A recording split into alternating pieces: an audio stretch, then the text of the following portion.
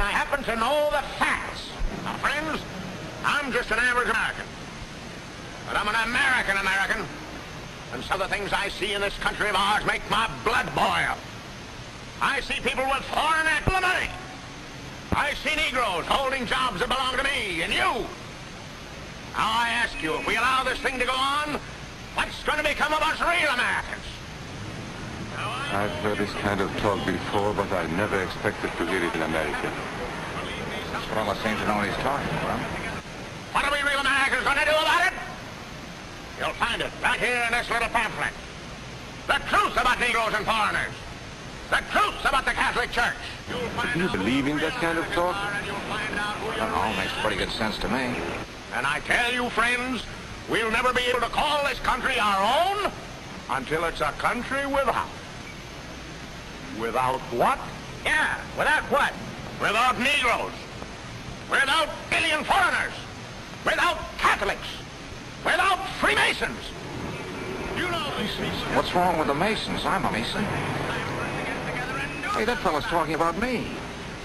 And that makes a difference, doesn't it? These are your enemies. These are the people who are trying to take over our country. Now you know them. You know what they stand for. And it's up to you and me to fight them. Fight them and destroy them before they destroy us. Thank you.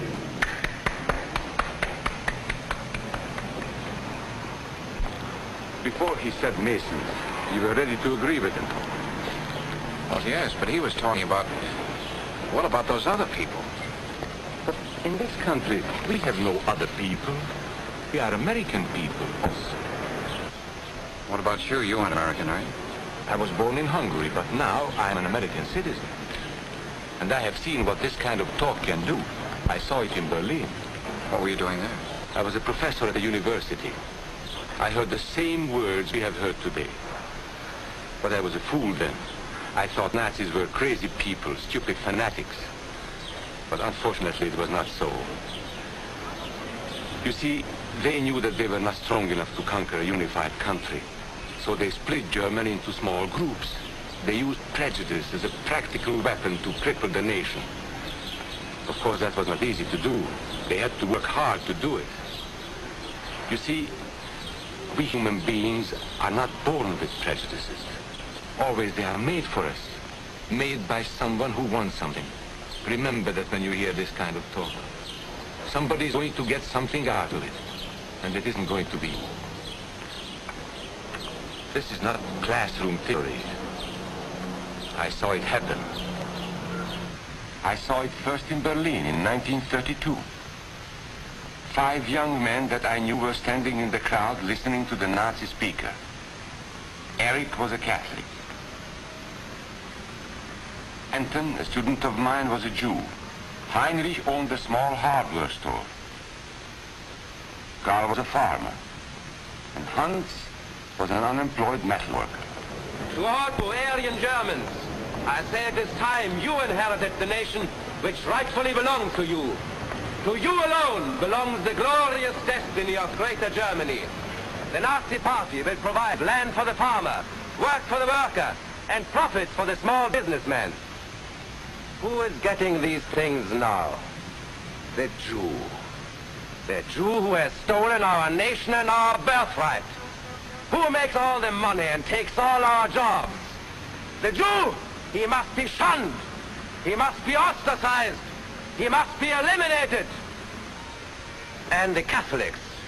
We don't want our great nation run by a foreign church. We Germans will know what to do with these people when the time comes. They and their faith must be destroyed. Then there are the Freemasons. In Germany, we have no place for secret societies. There will be only one society, and that is the Nazi Party. There will be no secrecy about that in the new Greater Germany. One by one, he attacked each minority and he split them off one from the other. These men were all fellow Germans when they came here today.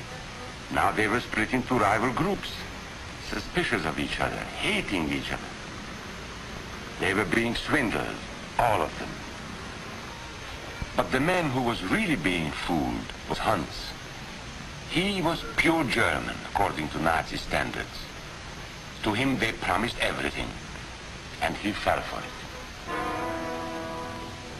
That's how Hans became a Superman. They gave him a uniform and they pumped up his ego.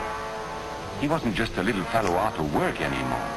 He was a member of the master race. Hans and thousands of others like him, all playing a sucker's game. They gambled with other people's liberty, and of course they lost their own. A nation of suckers. Hitler needed these people. There was lots of work to be done. There were trade unions to be smashed, because unions were organized and might offer resistance. There were many political parties in Germany. These the Nazis destroyed. They were determined to smash every organization where people might band together and resist them. There were Jews to be beaten and killed. The Jews were not powerful, but they were a convenient excuse for all the nation's ills. And besides, a Nazi party member could not take over this man's store. Hundreds of Catholics were put in jail because the Catholic Church had strength and could resist the Nazi drive for power. They had split the nation into 100 pieces, and then one by one, they had destroyed the pieces. Over these broken pieces, the Nazis rode into power. One party, one nation, one religion. These men had won their struggle for power. They now ruled all of Germany. But still they had trouble with their oldest and most persistent enemy, the truth. They found that truth does not die easily, and so they decided to abolish truth.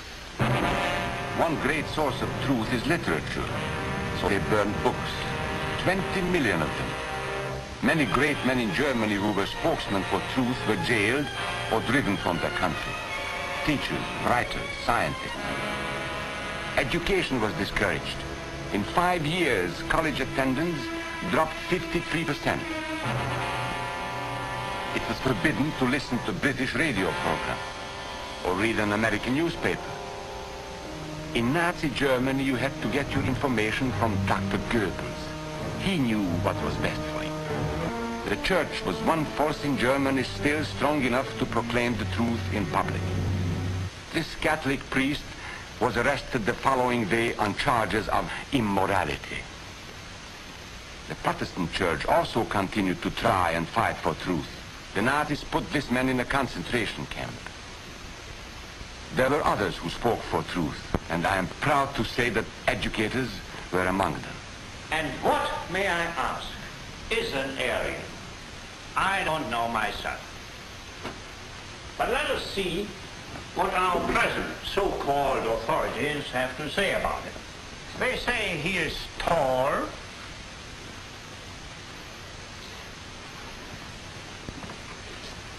slender,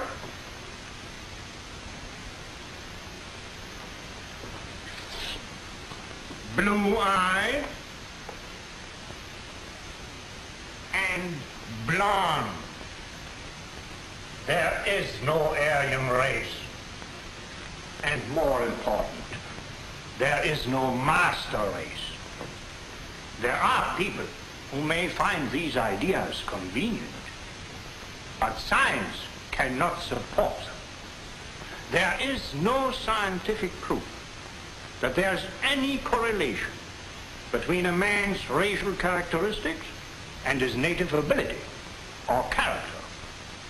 In all racial groups, we find the same range of potentialities. We find idiots and geniuses. We find criminals and philanthropists. We must judge each man as an individual and not by the color of his skin or his eyes or by the length of his nose.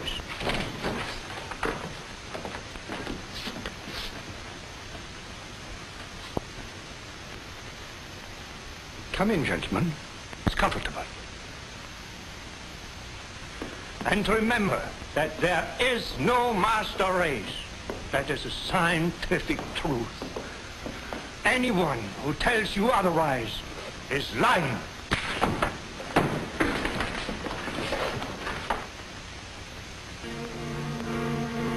And so for all practical purposes, truth had been abolished in Germany. A lot of my German friends wondered what had hit them. How did it happen? Where did it start? It started right here. And this was where it could have been stopped. If those people had stood together, if they had protected each other, they could have resisted the Nazi threat. Together they would have been strong. But once they allowed themselves to be split apart, they were helpless. When that first minority lost out, everybody lost out. They made the mistake of gambling with other people's freedom. Now let's see how those bets paid off. Karl the farmer was gambling on a better life for himself. What he got was extra hours of back-breaking work, as much as 100 hours a week. He was forced to stay on his land and produce what he was told to produce, because now Hitler was preparing for war. For Heinrich, who owned the hardware store, the bet didn't pay off either. 104,000 small businesses were closed in 2 years. And for Hans, conditions hadn't improved any. He had a job now in the munitions factory, but he worked long hours for little pay. The working conditions grew increasingly bad. Even though he didn't like the job, he wasn't permitted to leave it. And when Hitler decided the time was right, Germany went to war. Not by declaring war, but by a carefully prepared sneak attack. Once again, Hitler needed Hans to do his dirty work. Hans was an expert at brutality this time. And Hitler had decided to use Hans and his brutality against other peoples. The Czechs, the Poles, the French, the Russians. But in the crucial test of war, Hitler's race theories didn't pay off. His pure-blooded supermen were defeated by the mongrel armies he despised. By the British at El Alamein.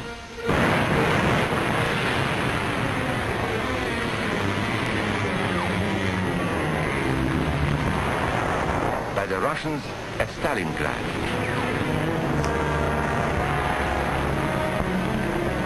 Then on D-Day by American soldiers of every color and religion, who smashed across the Normandy beaches and drove on through to the heart of Germany. For the misguided Germans who had swallowed the Nazi bait, the Nazi game did not pay off. The continent of Europe was strewn with millions of German bodies, pure Aryan bodies.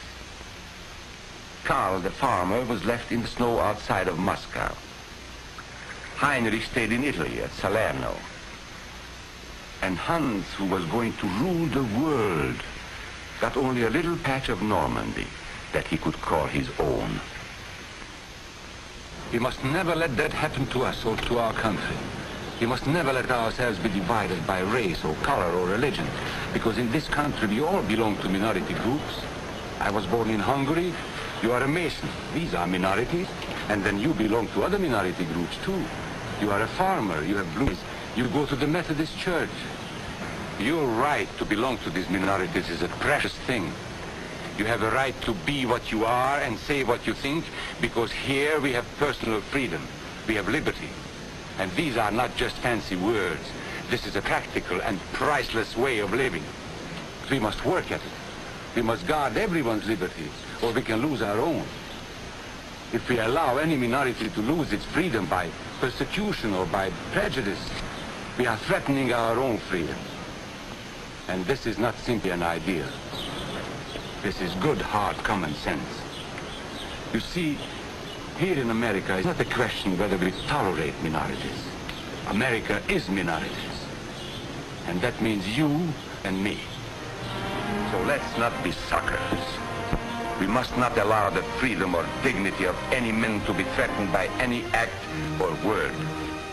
What we need in the United States is not division. What we need in the United States is not hatred. What we need in the United States is not violence and lawlessness, but is love and wisdom and compassion toward one another, feeling of justice toward those who still suffer within our country, whether they be white or whether they be black.